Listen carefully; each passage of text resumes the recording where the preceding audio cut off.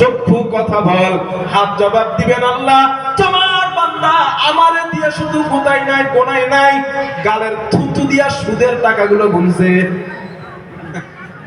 পা বলবেন আল্লাহ সুদের টাকা নেওয়ার জন্য ওই বাড়িওয়ালার কাছে ধর্ণা দিয়েছে আমি পা দিয়া। চক্ষু বলবেন আল্লাহ তোমার বান্দা মিথ্যা কথা বলে, আমি চক্ষু দিয়ে আমাকে ব্যবহার করে সুদের টাকার দিকে দেখেছিল। এবার আপনারা বলেন বাঁচার অপশন কি আছে? আরো জোরে বলেন।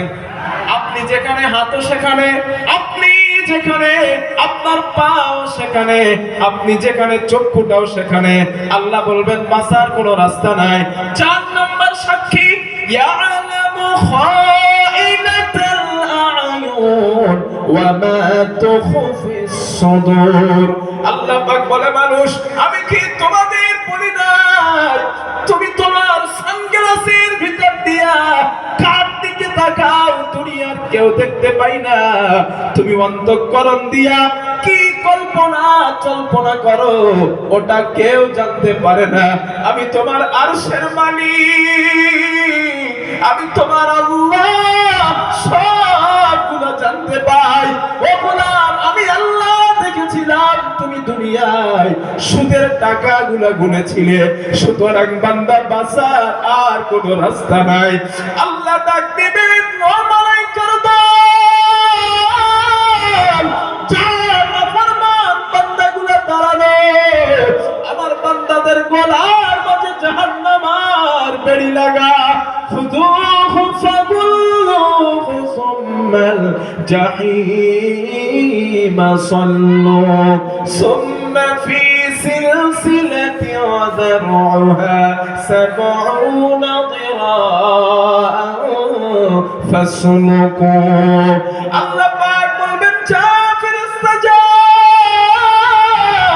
আমার নাফরমান বান্দাদের গলায় জাহান্নামের 70 গজ বেড়ি পরা দে। হাতের মাঝে বেড়ি লাগা, পায়ের মাঝে বেড়ি লাগা, টানতে টানতে জাহান্নামের কিনারায় নিয়ে যা।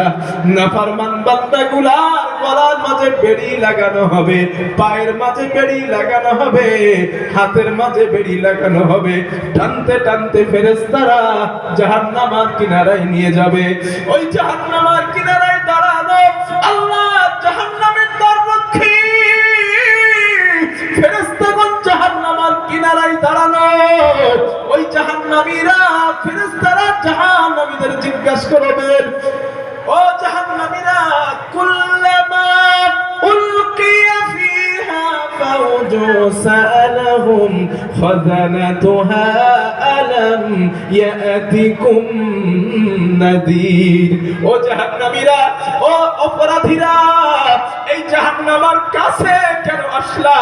এই জাহান্নামের ব্যাপারে তোমাদের কাছে কি কোনো সতর্ককারী যায় নাই, কোনো ভীত প্রদর্শক যায় নাই? কেন তোমরা জাহান্নামের কাছে আসলা?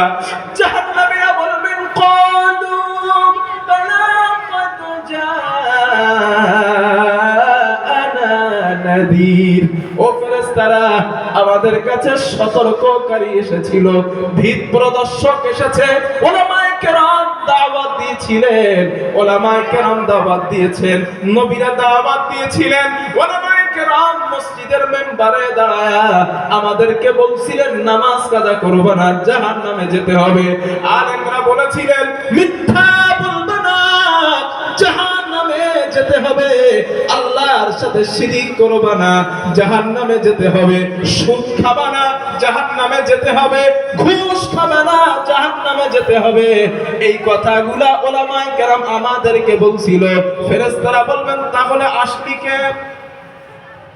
হ্যাঁ আল্লাহ বলছে জাহান্নামীরা বলবে হ্যাঁ আমাদের কাছে আসছিল, উলামায়ে কেরাম দাওয়াত দিয়েছেন, নবীরা দিয়েছেন, সত্য আসছে আমাদের কাছে। তো ফেরেশতারা বলবে আসলি কেন তাহলে জাহান্নামে? কি জন্য আসছিস?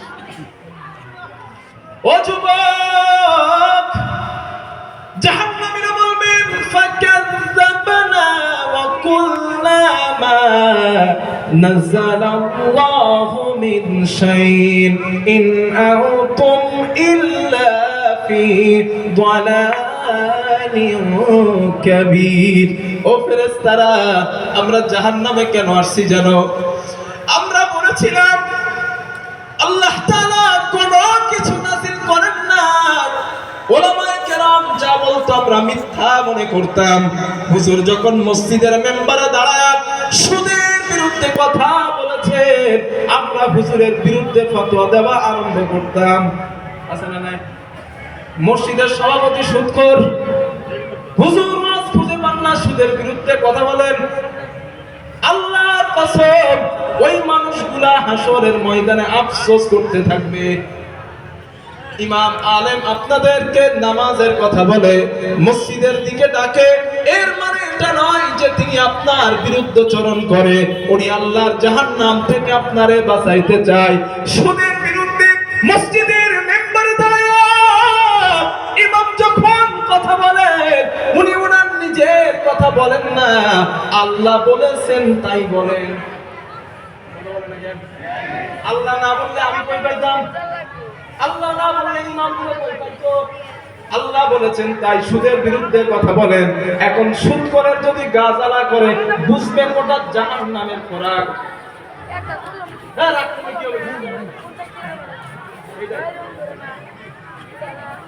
আল্লাহ বলছিলেন, আমি বলতাম না। জাহান্নামীরা বলবেন ফাকাদ্দাবনা, অস্বীকার করছিলাম। আলেমরা আমাদের বিরুদ্ধে যখন বলতো, সুদের বিরুদ্ধে বললে আলেমদের বিরুদ্ধে চরণ করতাম। জাহান্নামীরা বলবেন আচ্ছা বিষয়টা তাহলে এইটা।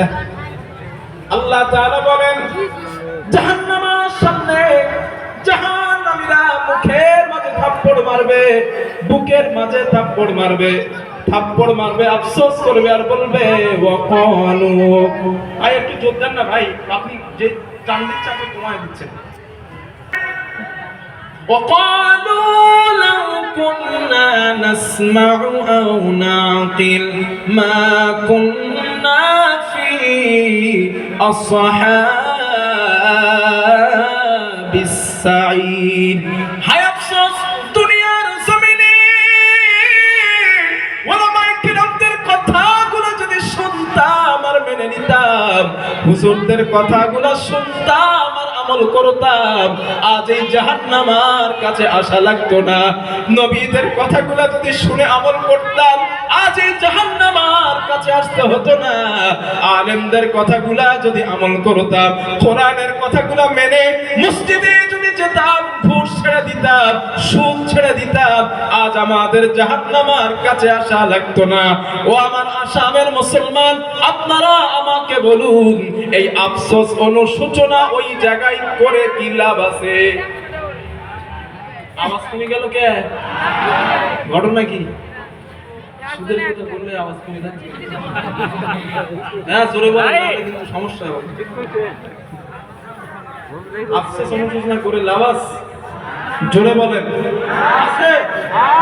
আফসোস যদি করতে হয়, অনুশোচনা যদি করতে হয়, দরকার এখানটাই, ঠিক না?